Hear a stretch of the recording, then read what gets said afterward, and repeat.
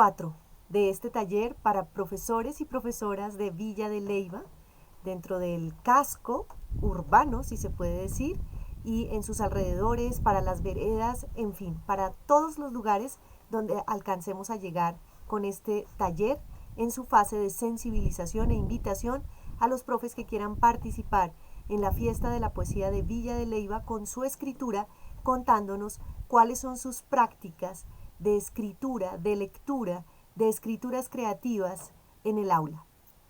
Recordar que estamos aquí con el apoyo de la Gobernación de Boyacá, la Secretaría de Cultura y Patrimonio y la Alcaldía Municipal de Villa de Leyva. Soy Mónica Perea. Cuando se entiende plenamente la experiencia literaria, resulta evidente que los profesores de literatura han sido bastante miopes. No siempre se han dado cuenta de que, quieran o no, afectan el sentido que el estudiante tiene acerca de la personalidad y de la sociedad humana. Ellos contribuyen a desarrollar más directamente que otros profesores ideas o teorías generales respecto a la naturaleza y la conducta humanas, actitudes morales definidas y respuestas habituales ante personas y situaciones. Louis Rosenblatt, La literatura como exploración.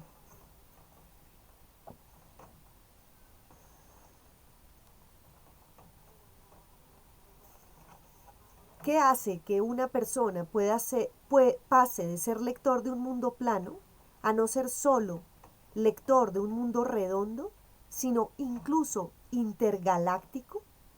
¿Cómo convertimos el círculo cerrado de una mente angosta en la espiral de una mente abierta que nos transporta al variado universo de la literatura? Dime, Aidan Chambers. La experiencia es lo que nos pasa, o lo que nos acontece, o lo que nos llega. No lo que pasa, o lo que acontece, o lo que llega, sino lo que nos pasa, o nos acontece, o nos llega. Cada día pasan muchas cosas, pero al mismo tiempo casi nada nos pasa. Se diría que todo lo que pasa está organizado para que nada nos pase.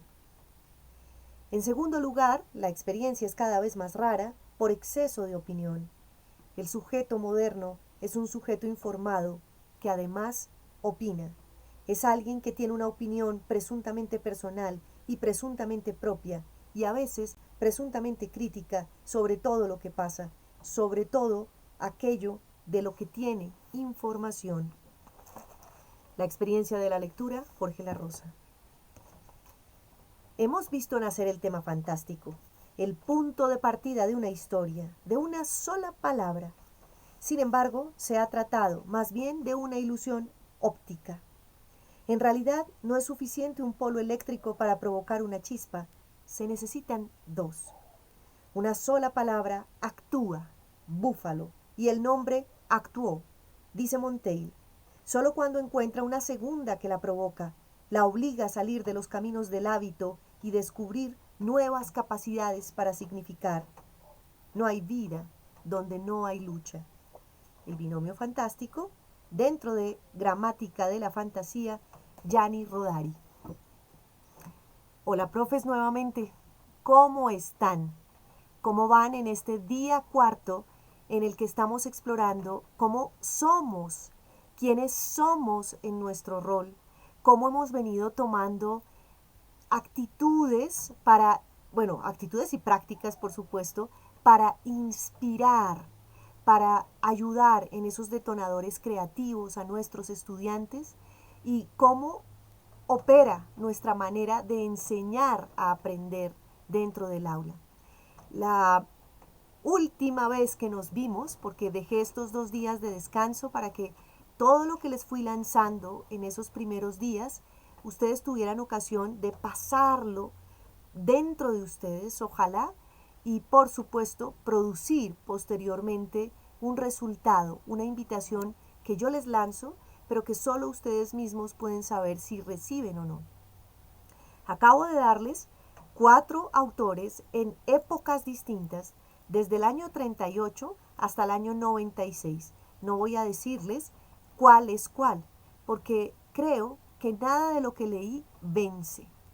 Creo que todo lo que puse allí en juego, desde distintos autores que nos muestran qué hacen dentro de sus aulas, cómo lo hacen y cómo su papel como profesores y profesoras del mundo de la literatura particularmente, pero seguramente del lenguaje, lo que más hay que hacer es inspirar a la gente. Lo que más hay que hacer es ayudarles a abrir la mente. Nuestra mayor responsabilidad es que el área en que nos desempeñamos termina incidiendo de inmediato no solo en la forma de alguien de pensar, sino en su forma de actuar. Inspiramos una manera de vivir. Por eso les hacía la pregunta en la sesión anterior: ¿cómo inspiras dentro del aula? ¿Qué haces? Era la gran reflexión a la que los invitaba. Y les decía, porque muchas veces en las universidades, que fue el mundo donde me moví, o incluso en el mundo de los conferenciantes, uno nota que nos subsumimos en la tarea de tener que pasar por el programa, por el diseño que hicimos, y en ocasiones ese acto o esa necesidad de cumplirlo hace que perdamos de vista lo fundamental, el encuentro con el otro, el encuentro con esa persona que se denomina aprendiz. Pero el aprendiz, el primer aprendiz dentro de un lugar llamado aula. El aula puede ser en este momento esa cámara que está procurando entrar en el espacio de alguien para que nos pongamos en esa comunidad de aprendizaje. Se nos olvida que el primer aprendiz debo ser yo. Si yo no soy el aprendiz, lo nota entonces el que está con nosotros. Hay una frase que seguramente no voy a poder recordar con precisión ni la traje, de un maestro zen, que dice que en la mente del aprendiz todo puede pasar, en la mente del experto nada. ¿Cuál de esas mentes es la que yo en este momento manejo? Y déjenme empezar a hacerles, como saben, una serie de preguntas previas antes de invitarlos a el ejercicio que deberíamos ir haciendo por capitulito, por cada uno de estos 15 minutos. Las preguntas que están allí para ponernos en una situación de reflexión como aprendices, ojalá dejando de lado nuestra noción de expertos, es: ¿qué tan participativos somos? Cuando nosotros, como personas que formamos, educamos o somos profesores, o incluso, como decía una amiga mía educadora, muchos son dictadores de clase. Se les olvidó, perdieron de vista la responsabilidad que tenemos como personas que formamos. No solo que prendemos, hacemos play sobre nuestro cassette mental y surge nuestro guión que podemos haber dicho durante años y que tal vez le quitamos el corazón a ese guión y el estudiante ya no se siente entusiasmado. ¿Por qué? Porque yo no estoy entusiasmado. Entonces, ¿qué tan participativo soy? ¿Y qué tanto me mantengo en formación? Y cuando estoy en esa formación constante, continua, que casi que me vería impelido a eso, ¿qué tan participativo soy? Y les pregunto esto porque como educadores muchas veces estamos buscando que los demás participen, que la gente que está en el auditorio nos cuente lo que siente, lo que piensa, nos haga preguntas, que haga contrastes, que cree incluso desavenencias, es decir, que aparezca el discurso que propicie esa comunidad de aprendizaje. Que tanto nosotros estamos dispuestos a darnos también cuando somos aprendices. Hace unas sesiones atrás les decía: reciban, profes, también reciban cuando hay algo hecho para ustedes. Hoy les pregunto: ¿qué tanto damos? Hay veces encender el cassette de algo que no sabemos no es dar. Dar tiene que ver con esa apertura que tenemos a nuevos procesos, empezando por los que nuestros discentes, los participantes o los aprendices están ahí para ofrecernos, en sus preguntas, en sus inquietudes.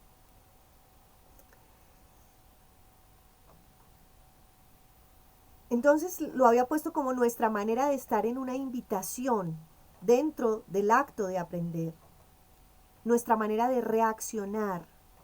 ¿Qué tanto dice de nuestra forma de aprender? ¿Qué tanto conocemos cuando nosotros enseñamos nuestra forma de aprender? ¿Qué tanto doy en clase de mí misma?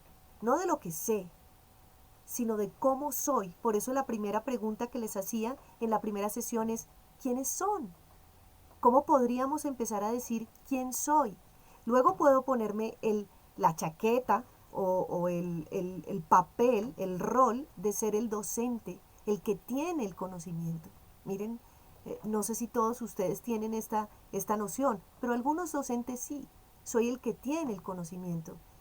Para mí, soy la mediadora de una situación en la cual la primera enamorada de ella soy yo. Si no me enamoro, evidentemente va a ser muy difícil que contagie mi pasión, mi gusto por el área en la que trabajo. Entonces, estas preguntas, para empezar a suscitar en ustedes ese movimiento que necesitamos, ese temblor que debe aparecer en cualquier proceso de aprendizaje. Si no permito que algo me pase, cuando todo el tiempo está pasando algo, como nos decía la Rosa, pues seguramente los días en que yo me levanto a enseñar son rutinarios, son uno más, son años más, son cansancio más, pero no son una inyección de vida ni una inyección de estímulo que puedo estar creando en una cantidad de personas que me escuchan. Y hay veces para ustedes, profes, que son quienes se encargan de los años maravillosos, que esos años maravillosos de los seres humanos también pueden ser los años más complejos, porque aparecen las creencias, las programaciones, las prácticas erradas en la forma de aprender, los traumas, que no siempre vienen de casa, que también pueden ser generados desde el aula.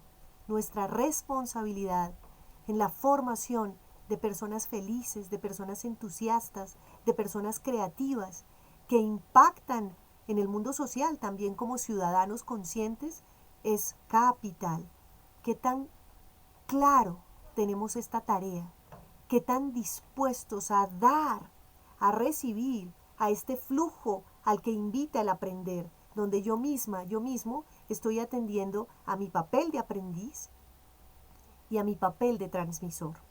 Bien, esa era la reflexión de hoy. Ahora viene la pregunta. Lo que los invito, recuerden, hacen un video, puede durar 2, 5 minutos, hacen un texto, porque como estamos en este calentamiento de la escritura, algunos de ustedes puede que escriban mucho, otros puede ser que el tiempo parecería que no les alcanza, pero para la escritura como para la lectura ocurre lo mismo que para el amor.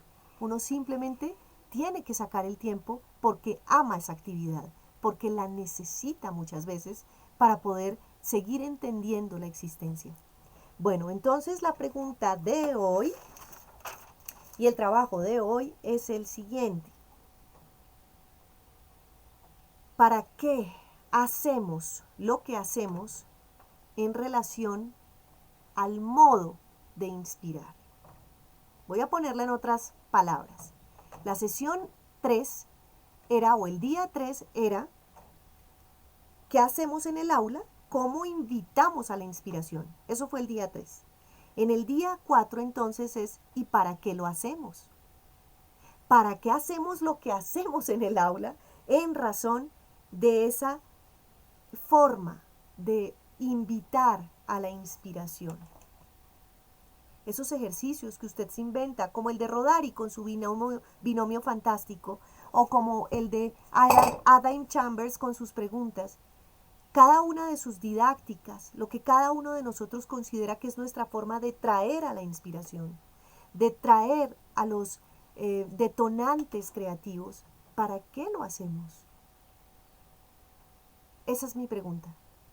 Y hoy, como cada una de las ocasiones, los invito a participar desde el corazón, no como una obligación, sino porque usted empieza a sentir, carambas, debo volver a conectarme con la pasión que me puso dentro de un aula o al frente de una cámara, es decir, con un grupo de personas. Bueno, nos vemos mañana, último día de este proceso. No olviden, con el apoyo de la Gobernación de Boyacá, Secretaría de Cultura y Patrimonio y la Alcaldía Municipal de Villa de Leyva, llegamos a ustedes en este marco de la 7ª fiesta de la poesía de Villa de Leyva. Me da mucho gusto volverlos a saludar. Que estén muy bien.